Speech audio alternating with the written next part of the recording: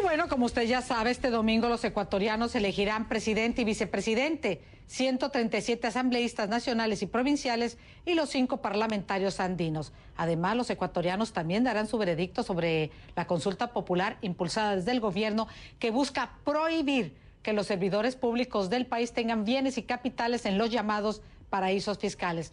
Juan Pablo Pozo, presidente del Consejo Electoral, aseguró que se respetará la voluntad popular.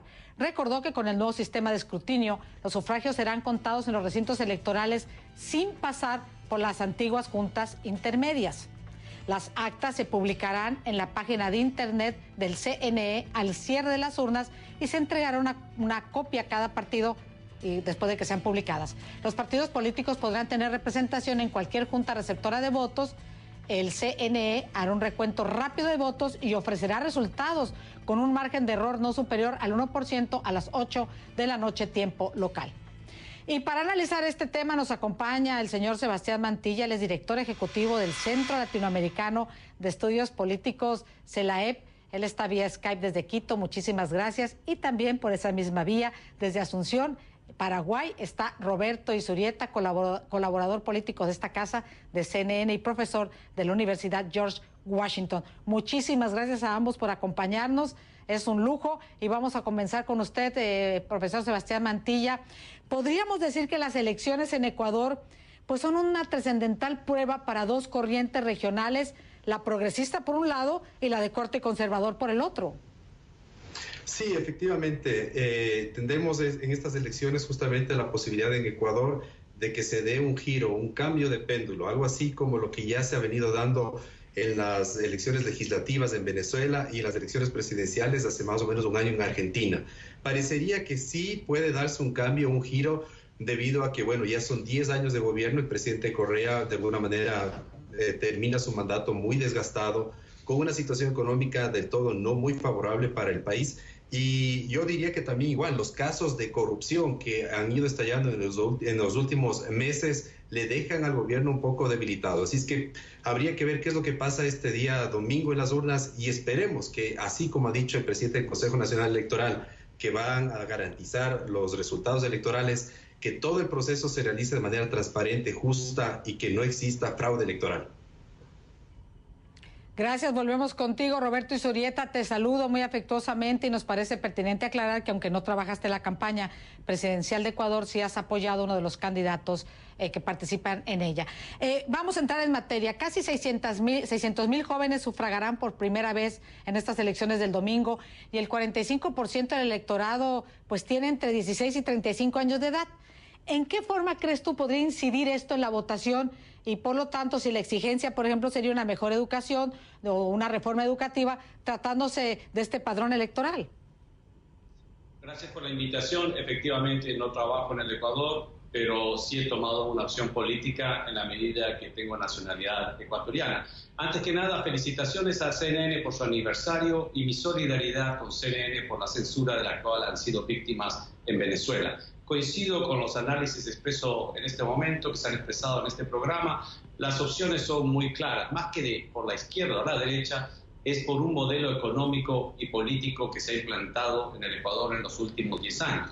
Políticamente, de muchísimas restricciones a las libertades, a la libertad de expresión, los medios de comunicación, las organizaciones, los sindicatos, etcétera. Y por el lado económico, y respondiendo a tu pregunta, porque eso sí es lo que más afecta a los jóvenes, es que el modelo económico que se ha implementado en los últimos 10 años ha estado sustentado en un excedente de ingresos petroleros que ha hecho crecer el Estado y asfixiar al sector productivo privado. Lo que hemos visto con la baja de los precios del petróleo, que igual sigue siendo un precio muy competitivo, tal es así que se sigue produciendo y exportando petróleos en todas las partes, casi todas las partes del mundo, es que en este año que terminó, se han perdido más o menos 300,000 empleos. La mayoría de ellos son jóvenes. Entonces yo pienso que la opción es muy clara. Entre continuar un modelo económico que ya no es sustentable en la medida que no hay esos ingresos petroleros, o buscar un cambio que acabe con el modelo económico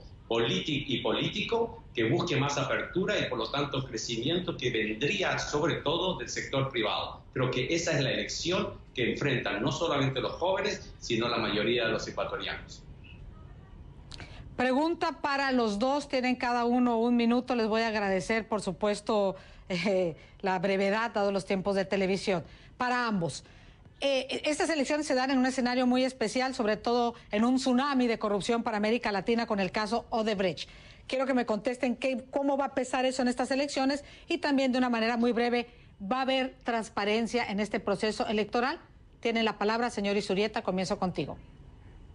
Yo creo que en el momento de votación pienso que sí. La ley electoral ecuatoriana lastimosamente es muy restrictiva. Se resume a que básicamente los candidatos a la presidencia no pueden hacer publicidad electoral sin una mínima que le da el Consejo Electoral, pero mientras tanto el gobierno tiene un bombardeo publicitario y eso es una enorme desventaja. Más allá de eso, yo pienso que la gente optará porque la elección en este momento es muy clara. Sobre la corrupción, el problema no es solo la corrupción, el problema es que si en la corrupción tú no actúas y acabas con la impunidad, lo que haces es dar un cheque en blanco para que vayan por más. Ese es un problema aún mucho más grave. Sebastián, voy contigo y sumo rápidamente una pregunta. ¿Se aclaró lo suficiente lo de 1,5 millones de votantes fantasmas como lo afirmó la Comisión Anticorrupción? Justamente por estas inquietud.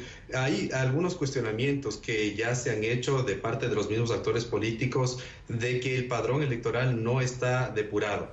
Y uno de los grandes cuestionamientos reside en que básicamente consta en un padrón electoral cerca de un 8% de personas muertas. Es decir, no se explica cómo personas que fallecieron hace algunos años están constando todavía en el padrón electoral. Es decir, eso genera mucha duda, mucha inquietud al respecto.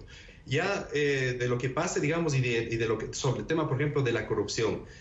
A diferencia de otros países de América Latina, y me refiero específicamente a Perú, Colombia, Panamá, Brasil, no se ve que en el caso de la justicia ecuatoriana y específicamente de la fiscalía haya avanzado con premura. Y una de las grandes críticas que se le hace al fiscal en estos días, que ha salido a diario en la prensa nacional, es de que el fiscal no ha actuado rápidamente y que ha recibido eventualmente ya el listado de los nombres que recibieron coimas de parte de Odebrecht en los últimos años de parte del gobierno.